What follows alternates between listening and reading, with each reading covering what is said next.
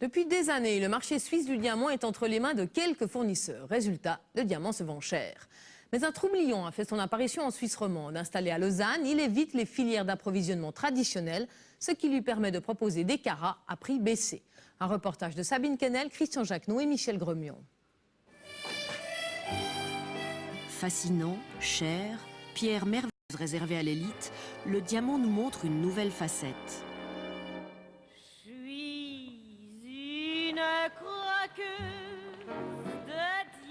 Il descend dans la rue et se démocratise. L'outil de travail, cette valise, le terrain de chasse, l'hôtel des ventes par exemple.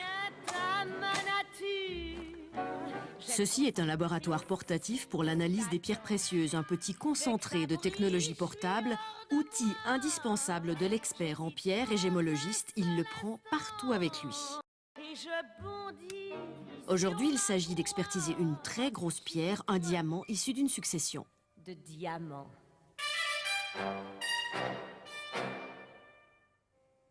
Ramon Cortés, spécialiste en diamants, c'est ainsi ce qu'il y a sur le marché. Écoute, je vais te laisser regarder pour que tu vois toi-même, tu puisses... Bernard Piguet, le directeur de l'Hôtel des Ventes de Genève, fait appel à lui pour les expertises. Je l'ai évalué à entre 12 et 18 000 francs. Estimation de vente aux enchères. Diams.ch propose depuis une année des diamants à prix cassé. Main de fer dans un gant de velours, Ramon Cortés s'attaque à un marché très fermé. Investissement de départ, 100 000 francs et un chiffre d'affaires de 200 000 francs. Il espère 800 000 francs l'an prochain. Tout ça grâce à son site internet. Il y propose près de 160 000 pierres et bijoux à des prix de 15 à 50% moins chers qu'ailleurs. Son truc, une petite infrastructure, une baisse des marges et un brin d'opportunisme. Des fois, il y a des excès de stock. L'horlogerie est un grand consommateur de diamants en Suisse. Donc il y a des fois des dimensions qui sont un peu laissées pour compte. Et en fait, j'essaye de voir auprès de mes fournisseurs quels sont les excès, ou je veux dire là où ils ont beaucoup de stock. Et ça me permet de négocier des prix beaucoup plus intéressants. Soutenu dans sa logistique par Genilem, cet incubateur de start-up, Ramon Cortés dit pratiquer des marges 2 fois inférieures à celles des bijoutiers installés. C'est donc de l'or gris?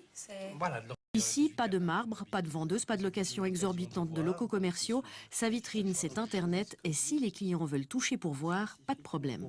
À partir du moment où le client passe une commande, je fabrique le bijou au moment où est fait la commande.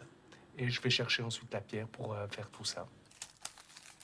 Moralité, presque pas de stock, mais une connaissance du marché et un réseau de fournisseurs très étendu.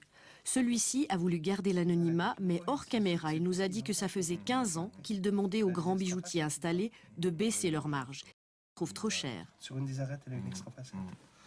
Ok, c'est bon, super.